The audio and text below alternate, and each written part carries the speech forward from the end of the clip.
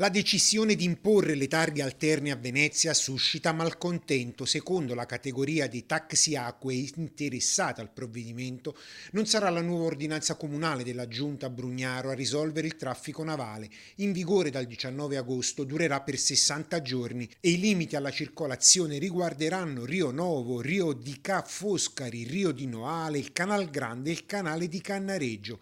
Ma il nuovo dispositivo antitraffico, benché adottato per diminuire le emissioni inquinanti, ridurre il flusso di barche in determinati canali ad alto numero di imbarcazioni e il fenomeno del moto ondoso, non trova riscontri positivi. L'amministrazione Brugnaro non ha fatto nulla per il traffico acqueo e per il moto ondoso da quando si è insediata 4 anni fa.